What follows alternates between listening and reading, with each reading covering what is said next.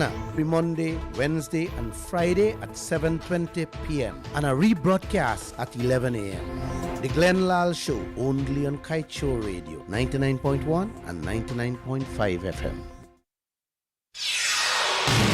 This is the news on top of the hour. Live from our studio in Georgetown. Kaieteur Radio 99.1 FM.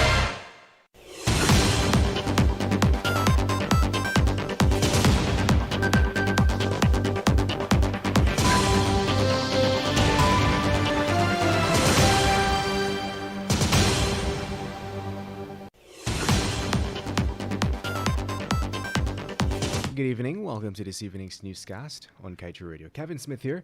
Let's get to the news in detail.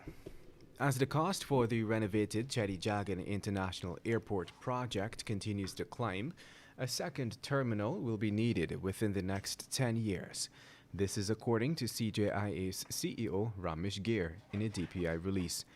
Gier noted that the multi-million-dollar upgrades are separate from the ongoing modernization works being undertaken by Chinese contractor China Harbour Engineering Corporation.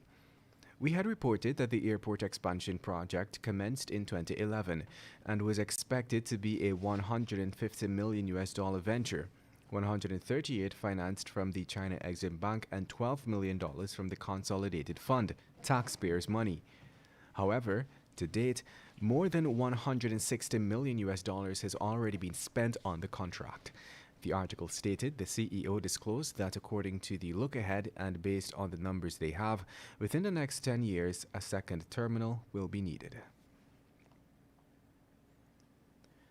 And I'll just tell you, the government is spending millions to repair and maintain the Port Kaituma to Matthews Ridge Road in Region 1, which is constantly being destroyed by two Chinese companies working in the district. Those companies are the Guyana Manganese Inc. or GMI, a 100% owned subsidiary of Bosai Minerals Group Company Limited, and Barama Company Limited or BCL. GMI is mining for manganese at Matthews Ridge, while BCL is conducting small-scale logging closer to Port Kaituma, and according to residents, the two companies have been responsible for the frequent destruction of the major road linking the two communities. Surprisingly, however, the two companies blamed for damaging the road, with heavy-duty mechanics and trucks, rarely conduct any repairs whatsoever. At least this was what Port Kaituma residents related. They said that most of the remedial work is being done by a local company called International Import and Supplies. We were told by the relevant authorities that the government reportedly awarded the local company a multi-million-dollar contract to rehabilitate and maintain sections of the road.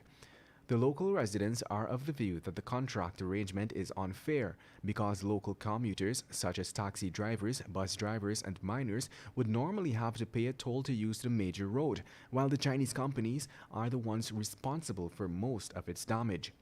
A local cab driver related that he has to pay $2,000 every time he makes a trip with his car. He added that buses are charged $5,000, canters $12,000, heavy-duty trucks $50,000, and excavators $75,000. According to officials of the Port Kaituma Matthews Ridge Neighborhood Democratic Council, GMI and BCL are not required to pay any toll for their trucks. The officials explained that the companies are exempted from the toll fee because of a special arrangement they have with the government.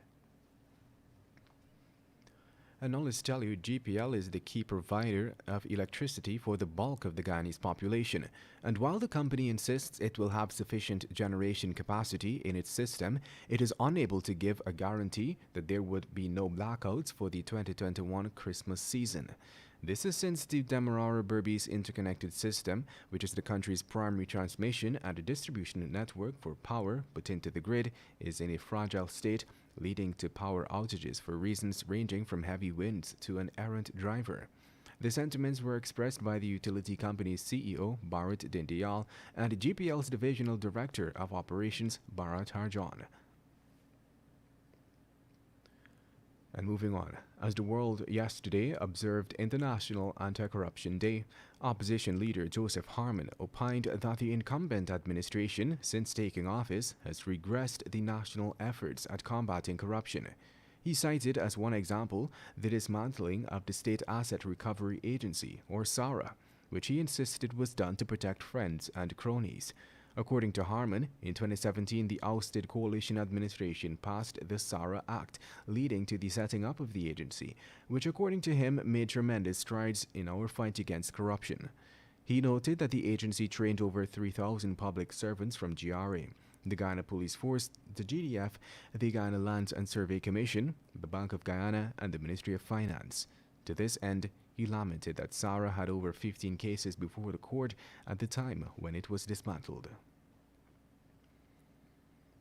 And moving on, the National Procurement and Tender Administration Board office yesterday received 3 bids for the procurement of vehicles, a contract which falls under the Ministry of Labour. The companies bidding are AM Trading Enterprise, Bihari Automotive Limited, and Massey Motors Guyana Limited. On Thursday, tenders were also opened for the preparation of a temporary location for a landfill at Enterprise Region 6. The procuring entity for this project is the Ministry of Local Government and Regional Development. And with that, we've come to the end of this evening's newscast.